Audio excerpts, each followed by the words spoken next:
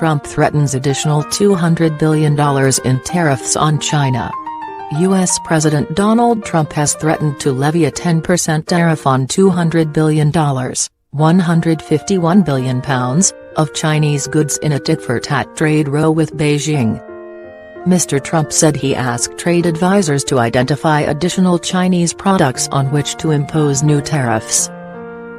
Last week Mr. Trump announced the U.S. would impose 25% tariffs on $50 billion worth of Chinese goods. Beijing responded by saying it would hit 659 U.S. goods worth $50 billion with a similar tax. The U.S. president released a statement on Monday night saying these tariffs will go into effect if China refuses to change its practices, and also if it insists on going forward with the new tariffs that it has recently announced.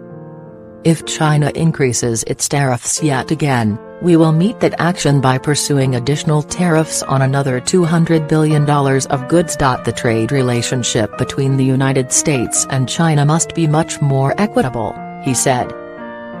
Earlier on Monday, stock markets fell amid fears of further deterioration of U.S.-China trade relations.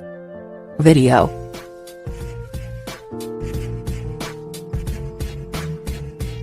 How did Harleys and hogs become unlikely weapons in a looming trade war between the United States and China? It's all about politics and hitting politicians where it hurts.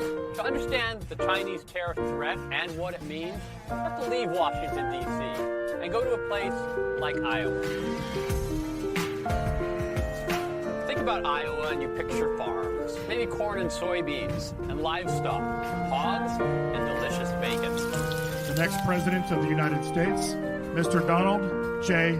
Trump. You may also think about the Iowa caucuses. The state, which holds the first presidential nomination contest, has an outsized impact on U.S. politics. China just took its gloves off. The Chinese government is saying that it will put a 25% tariff on 106 U.S. products, including soybeans, corn, But it takes two to tango. In 2016, Iowa switched from Democrats to Republicans, helping to elect Donald Trump president. In politics, however, nothing is permanent. If Iowa's economy goes south, voters could sour on Republicans in November's midterm elections. Almost all we do here in the state, especially in small towns, is based on an agricultural fee of some sort. And that's not the only state that will feel an impact from China's retaliation. Car manufacturers in Michigan will also be hit, as well as orange crop producers in Florida. These three states have key governor's races in November, as well as elections that could help determine whether Republicans maintain control of the U.S. Congress. I'm just not a fan of broad-based across-the-board tariffs because I think you'll have a lot of unintended consequences. You'll have a lot of collateral damage. Oh, in Wisconsin, House Speaker Paul Ryan's home state grows lots of ginseng and builds Harley-Davidson motorcycles, two other targets of Chinese tariffs. Using retaliatory tariffs to inflict political pain in the U.S. is not exactly new. America's imposed tough tariffs on imported steel, threatening a trade war. Back in 2002, President George W. Bush tried to impose steel tariffs. The EU responded by hitting U.S. cars, those ever-popular Florida oranges, and bourbon from Kentucky, the home state of Senate Republican leader Mitch McConnell. 9 months later, Bush relented. So will this time be different? Some of the companies here in the U.S. that are affected are already angry. The stock market, which Trump loves to boast about, has taken a steep drop. The president talks tough, but his advisors are hinting that there could be a negotiated settlement before any tariffs go into effect. It's all part of a fairly delicate, broad-based negotiation. It's long overdue. We can fix this thing. We could have a great ending. Donald Trump bills himself as a different kind of president, but the fallout so far from this trade dispute is all too familiar. The Chinese product lines that have been hit range from aircraft tires to turbines and commercial dishwashers. In response, China announced tariffs on $34 billion of U.S. goods including agricultural products, cars and marine products, which will also take effect from 6 July. Tariffs on other U.S. goods will be announced at a later date, the Xinhua news agency reported. U.S. tariffs that affect more than 800 Chinese products worth $34 billion in annual trade are due to come into effect on 6 July.